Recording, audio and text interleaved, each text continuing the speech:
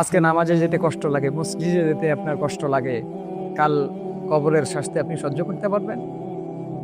আপনি যে মসজিদে যাচ্ছেন না, আপনি যে রবকে সেজদা দিচ্ছেন না, কঠিন কিয়ামতের দিন আপনার অবস্থা হবে কি আপনি চিন্তা করছেন কখনো? সুনানে তিরমিজির বর্ণনা এবং সুনানে তিরমিজির বর্ণনা, সহিহ মুসলিমের বর্ণনা, রাসূল সাল্লাল্লাহু আলাইহি ওয়াসাল্লাম বলেন, কিয়ামতের দিন আল্লাহ পাক রব্বুল আলামিন মানুষদেরকে নির্দেশ দিবেন যে বান্দা, আগে জিজ্ঞাসা করবেন, বান্দা দুনিয়ার মধ্যে কি তোমরা আমাকে সেজদা করছিলা? সমস্ত মানুষ বলবে, নাআম, হে আল্লাহ, আমরা আপনাকে দুনিয়ার মধ্যে সেজদা করছিলাম। তো আল্লাহ পাক রব্বুল আলামিন বলবেন যে যেহেতু তোমরা দুনিয়ার মধ্যে সেজদা করছো, ট্রেনিং করে আসছো তোমরা, আজকে এই কিয়ামতের ময়দানে হাসরের মাঠে তোমরা আমি আল্লাহ পাক রব্বুল আলামিনকে একটা সেজদা দিয়ে দেখাও। আল্লাহ পাক রব্বুল আলামিন যখন এই নির্দেশনা দিবেন, তখন যারা দুনিয়ার মধ্যে প্রকৃত মুমিন ছিল, প্রকৃত ইমানদার ছিল, তারা সবাই সেজদায় লুটিয়ে পড়বে এবং সবাই সেজদা দিবে। কিন্তু বিশ্বাস করেন, যারা দুনিয়ার মধ্যে দুনিয়ার লোভে পড়ে টাকা পয়সা, মজমাস্তি, নারী এবং দুনিয়ার যত ধরনের ফিতনা ছিল, সব ধরনের ফিতনার মধ্যে যারা নিমজ্জিত ছিল, এদেরকে যখন আল্লাহ পাক রব্বুল আলামিন সেজদা দেওয়ার জন্য নির্দেশ দিবেন, সেদিন এই সমস্ত মানুষের মধ্য থেকে একটা মানুষও সেজদা দিতে পারবে না।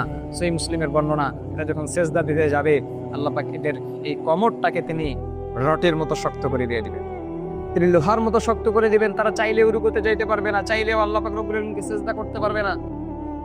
আপনি কি মনে করতেছেন কবরের মধ্যে যে আপনি যাবেন, আপনি নামাজ পড়ছেন না, মসজিদের মধ্যে যাচ্ছেন না, আপনি কবর আপনার সঙ্গে কি আচরণ করবে আপনি চিন্তা করছেন? আপনি কবরের শাস্তি আপনি মেনে নিতে পারবেন? জাহান্নামের আগুন মেনে নিতে পারবেন? তাহলে আপনি কেন নামাজের মধ্যে যাচ্ছেন না? কেন আপনি রবের সন্তুষ্টি অর্জন করছেন? কেন আপনি আল্লাহ পাক রব্বুল আলামিনের ডাকে সাড়া দিচ্ছেন? আপনি দুনিয়ার মধ্যে একটা ধর্মকে দেখান যে এই ধর্মের মধ্যে দিনে 5 বার রব্বে কারীমকে সিজদা দিতে হয়, দিনে 5 বার রবের সাথে একটা সম্পর্ক তৈরি করতে হয়, রবের সাথে সাক্ষাৎ করতে হয়।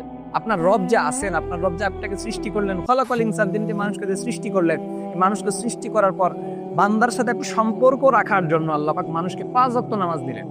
আর এই 5 ওয়াক্ত নামাজ আপনি পড়ছেন না।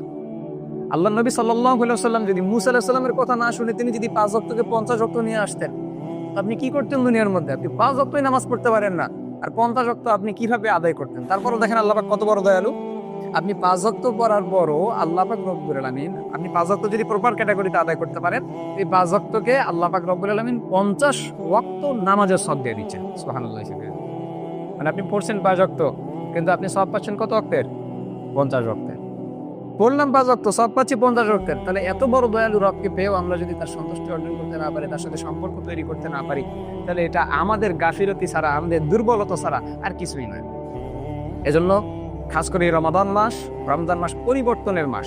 এই পরিবর্তনের মাসের মধ্যে এসে আপনি নিজেকে পরিবর্তন করেন এবং আপনি সবসময় আল্লাহ তাআলার কাছে এই দোয়াটা করেন যে আল্লাহ, এই রমজান মাসে আমি যেভাবে পরিবর্তন হলাম, আমি যেন যতদিন পর্যন্ত বাঁচবো, হায়াত থাকাকালীন আমি যেন এরকম পরিবর্তন নিয়েই আমি যেন দুনিয়ার মধ্যে থাকতে পারি, এরকম পরিবর্তন নিয়েই যেন দুনিয়ার মধ্যে বিচরণ করতে পারি। এবং আপনি রবের কাছে দোয়া করেন, আল্লাহুম্মা ইন্না নাসআলুকাল জান্নাহ ওয়া আউযু বিকা মিনান নার।